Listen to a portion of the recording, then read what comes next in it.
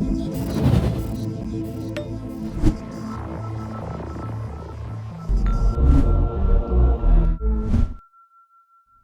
to Eye Opening Discussions. My name is Pablo Cordova. I'm here with Dr. Dan Langley himself. Yes. Yeah, nice to have you here. It's great to be here. I love the set. It's the plants kind of give off a nice lively vibration, so I'm digging it. It's a good energy. Like you feel it. Like you're surrounded by some. We got positive Squatch vibes. and Buddha outside, just kind of chilling for us. I dig it. It's good. It's good. Yeah, it's a kind of a sunshiny day-ish, so it's a good place. It's a good space. Yeah, heck yeah. That's how you do it at 88 Productions. I what I mean? like that. I like that. And so I have a question that has been gnawing at me. It's been like ever since I met you, and I've been like, it's been eating at my brain. I'm like, oh my gosh, I got to ask him this. I heard you say that you had an awakening recently, that had you had this knowledge that you currently have now in your 20s, you would have had that awakening. You probably would have had a better life. So can you tell me about that? What is that, and what could have you taught yourself back then? Yeah, I imagine I had awakenings when I was younger, but I just didn't really know kind of what they were. Yeah. And so my most recent kind of awakening is just kind of understanding that the world that we live in is just not about what we've been told it's about, such as material excess and success in the way that we view success and striving for material possessions. And when I was growing up, it seemed like that was really the way to kind of make it in the world, and how you were determined if you were successful in your life is by how much material you collected, i.e. kind of money. That's like the regular programming. You know exactly, what I mean? Exactly. Yeah. And so that's challenging to break through, especially if that's all that you've kind of been exposed to.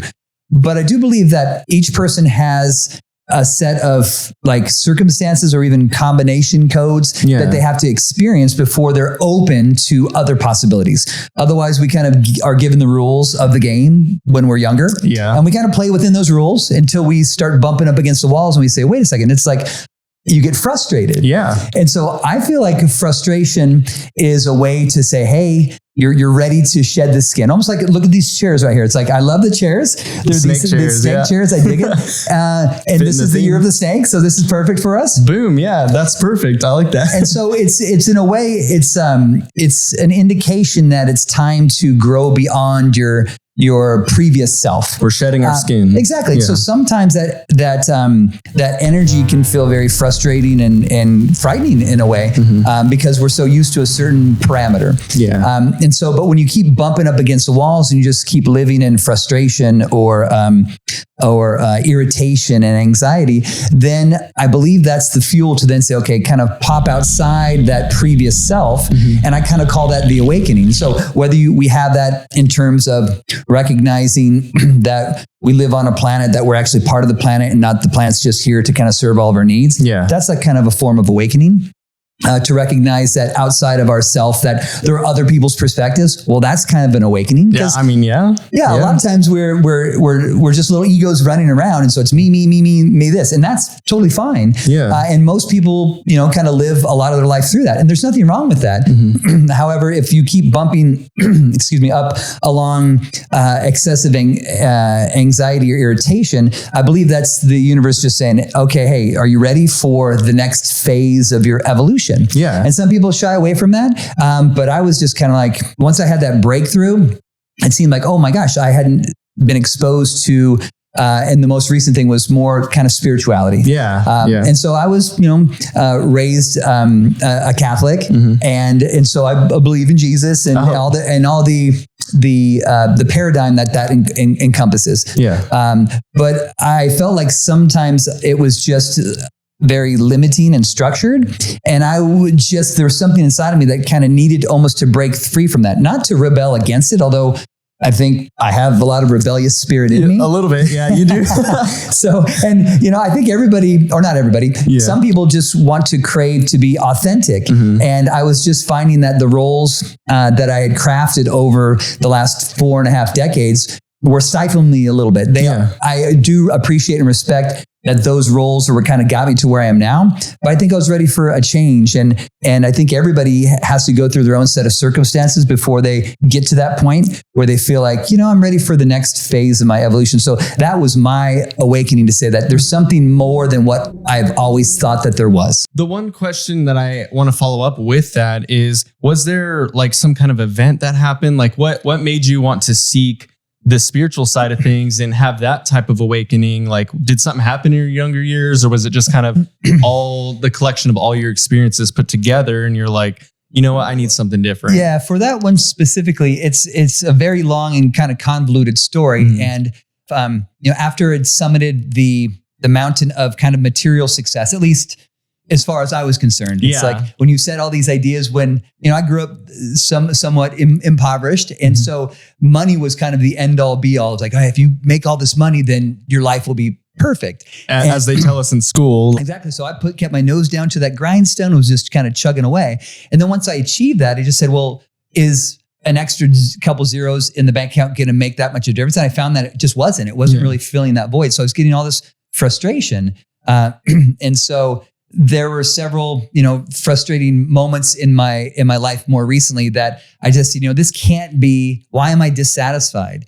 I could try to pretend to be satisfied, but there was just something that the rules just weren't kind of servicing the ideas that I was kind of thinking about. Yeah. And rather than, I had fallen into the whole idea of just feeling shame and guilt and, animosity towards myself, because why do I have these ideas? It's like they go counter to, what your roles are supposed to be. Yeah. You're a surgeon. So it's like, why are you believing in spiritual stuff when you're taught, you got to follow this book and follow what the masters are teaching you, And it seemed like there weren't there in my peer group, there didn't seem to be a lot of answers to some of the questions that I had. So it's like, you feel frustrated, you try to find solutions to your frustrations so you can feel less frustrated. Yeah. And it didn't seem like the circles of influence that I was running around in were really offering those. In fact, it was more like, well, don't ask those questions. And so that was even more frustrating. So that was taboo in like among your peers. Like you're like, you were wanting to talk about spirituality and you're like, man, I'm having all these experiences, these spiritual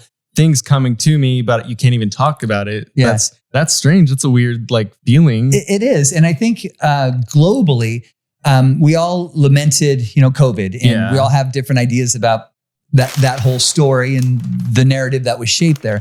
But I do believe that one really positive aspect of that whole global experience is it really kind of turned up the fire for people's frustration. Yeah. There's numerous things that we could talk about in the future about why people felt frustrated. Either they were sequestered away from their family, they had to wear masks, they couldn't do the things that they like to do. And that can be frustrating. Plus, people were afraid. They turn on the news and they're afraid of all sorts of things. And rightly or wrongly so, I believe that kind of elevated the heat that humanity was under. I think more people, more than ever, are now recognizing that, wow, I am really the solution to the issues that bother me. So my frustration is self-inflicted, but that also allows the solution to be self-procured as well. That's true. So when you talk about what specifically happened, I think it was a culmination of probably a dozen different things that just kind of said, I when I was going through that process, I thought of this analogy of back in the day when I was growing up, we had these popcorn makers, and they're like a Chinese wok where you stir fry stuff. Oh, cool! And in the bottom of it, it had this little spinning arm that would kind of stir the corn. Yeah, I've seen those. Put the oil in, you'd plug it in, you'd turn it on, and it would heat up the bottom of the pan. And so the oil would get kind of hot, and it would stir the kernels around, so all the kernels were getting bathed in hot, scalding oil. Yeah. But I believe that was kind of the energy that was needed to cause those kernels to evolve. So pop into their next higher self. And so from that standpoint, once you kind of pop above the oil that is your life, that is kind of, I feel controlled by the oil, and you're like, oh, this is so hot and uncomfortable. And then you kind of finally pop above or pop out of your old skin, like a snake, or a popcorn kernel that's popped into popcorn. And then you kind of rise towards the top of the oil. Now, if you stay in the oil, you kind of get burnt, and it's like, no one likes the burnt popcorn. No, heck no. You get thrown away. Yeah, exactly. It's over. And so, but if you do allow that energy that's being created by everything around you, including yourself, and you allow that to transform you into something different, not better or worse, but just different.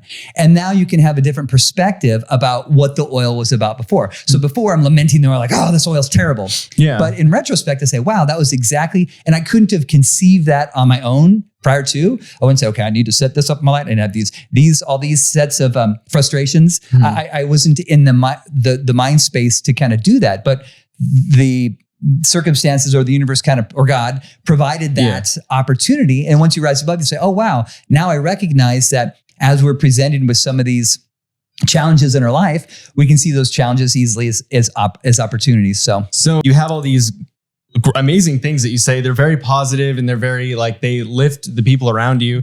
But from what I've heard, it's in your younger years, you were a little bit different. Tell me about that. What were you like? What was young Dan Langley like? Well, in retrospect, I see that I was probably 7 completely different people. Oh, okay. That's prior to my new awakening to the 8th self, or the 8th version of Dan Langley. And one wasn't better or worse than the other, but they all had their unique stories. Okay. And each one of them was like, oh my gosh, I can't believe that kind of happened. I've done some stuff. Yeah. So from that standpoint, when I was younger, my mother and father kind of got divorced at an early age. So it was just my mother raising 3 very young boys, and she was very young. Oh my gosh, I'm so sorry. That's okay. That's a like tough I said, that brings up an interesting question, because before I would use that as almost like justification for being kind of an asshole, or to be a victim, and not that victims are assholes, but a lot of times we have a chip on our shoulder and we're like, well, woe is me. And that's a type of mentality that can be very intoxicating, because you can almost siphon energy off other people through our own victim mentality. So it doesn't matter, whether we are born into a wealthy family. It's like, oh, you don't understand. I have so much expectations on me. I'm born into a wealthy family. And so we can then say, oh, I'm a victim from that. And we have other people say, I was born with, I had no, I had one parent, or I had no money and my family was very poor. Well, that's another way that we can kind of feel like we're victims. And I kind of fell into that, but I recognize that that's probably what I had to do to kind of get to where I am now. So when I was younger, without a whole lot of, so this is a Southern California on the beach in the 70s. Man, I was born in 73, so I'm getting these gray hairs here and so. But back in the 70s in California, it was nice. It was you could pretty much do what you wanted to. And back then, at least my mother was like, hey, look, I'm working 2 jobs. You guys have to kind of take care of yourself. So at, between 5 and 8, we just took care of ourselves. And we ran along on the beach. We didn't really wear tennis shoes. We were just little surf rats, almost like homeless children wandering the streets. That's awesome. Right? But still at the end, it's like we still had a place to go. And so, my mom provided, shelter and food and love when she was there for that. But other than that, we just had free reign to do whatever. It's like, hey, why are you guys inside? Go play outside. The house was for the adults during the day. The outside is for the kids. And so we'd run up and down along the beach, and because we just were curious, we get into all sorts of problems. So I was thinking about this earlier. I used to call it breaking into houses, but it really wasn't breaking into houses. What? It was like finding a secret way to get into other people's houses without breaking anything. Now, we were breaking their privacy for sure, in retrospect. I mean, yeah. and I'm trying to look at this in a way that is not self-deprecating without feeling shame, because in a lot of ways, like, oh, I can't believe that you did that. You're not a good Christian, or you're not a good person, or you're such a terrible little kid.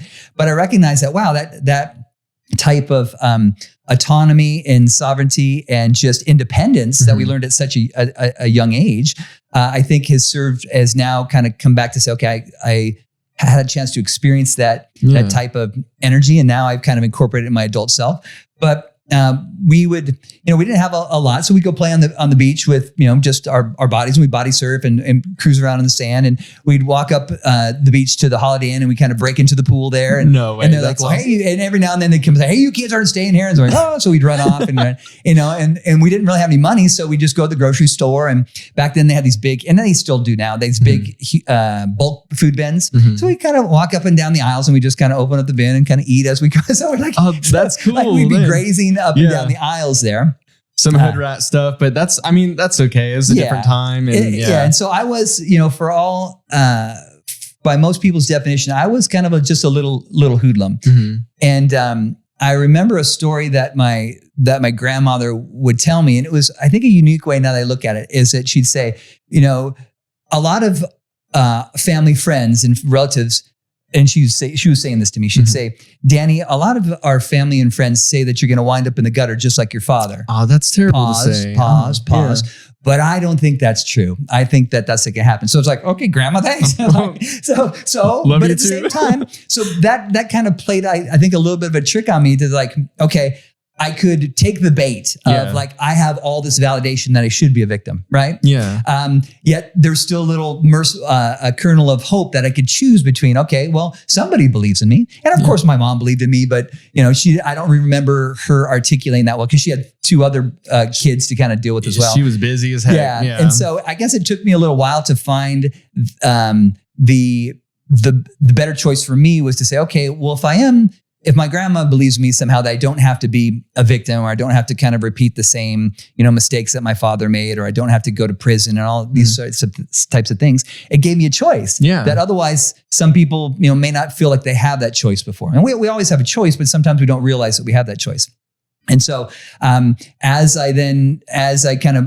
we moved from California up to Seattle, and we were running on the beach all the time. So I was very fit and athletic, and I was just this little scrapper kid. Oh, that's awesome. And so when we went up to Seattle, I started playing sports. Yeah. But down in California, we didn't really have any sports to play, and we just were kind of messed around with, just being free on the beach. Just being kids. Yeah. Just being kids. And so I found that if I could focus that type of grit, that type of tenacity into organized sports, that all of a sudden I could get some accolades in that. So now instead of saying, I can play the victim card and siphon energy from people that way, I could say, well, wait a second, I can generate my own type of energy that people say, wow, I like that. That kid's kind of scrappy, or man, it's like, he's got an energy to him. He does. Like and so I enjoyed at least reflecting on that, that dichotomy that I had a choice, and unbeknownst to me at that time, I kind of gravitated towards I can make my own way with this. And just because, we grew up poor, and just because, my father was this or that or whatever, because of circumstances, I don't have to have that be my identity. Although that still kind of kept with me for several decades after that, because it's, like I said, such an easy card to play. It's like, feel sorry for me, please give me your attention. And plus it's something you deal with every day. Yeah. I mean, you don't get to see him, and that kind of hangs over you a little bit. So yeah, it does. And so during the first 7 years, I was just trying to figure out how to take care of myself. Yeah. And like I said, although from a certain lens, I can say, well, no, I really didn't have the type of oversight or nurturing that other kids have. And so, woe is me type stuff. But I now look at that as like, wow, what an opportunity when I see how sometimes parents are now a little bit too mothering and a little bit too helicopterish. And that's not a bad thing. That's just an option. Yeah. I'm sure kids get a lot of development of self-esteem in that way. But that's almost given to them as opposed to self-generated. And not to say that that's in any way disparaging that type of upbringing. Yeah, it's just different. It's just different way of doing things. And so as I started having success in athletics and got the accolades, then my mother had remarried for a short period of time while we were up in Seattle. Actually, they got married back down in California, and we moved up to Seattle. So it was like, that was very traumatic, if it can be. But I said, okay, it's a new adventure. So we get to move up to a new place. Not a lot of sun, but hey, it's different. We had snow, and we had mountains, and we had trees, and so rain. Lots of rain. That's rain. But it's interesting that it rains a lot more in Tulsa than it does in Seattle. But I always tell that to people. People find that very perplexing. But no, I just found that perplexing. That's crazy. But I want to pivot for a second too, because one of your many feats that you've done that I was pretty impressed with is Langley the Liger. That is so interesting. Yeah.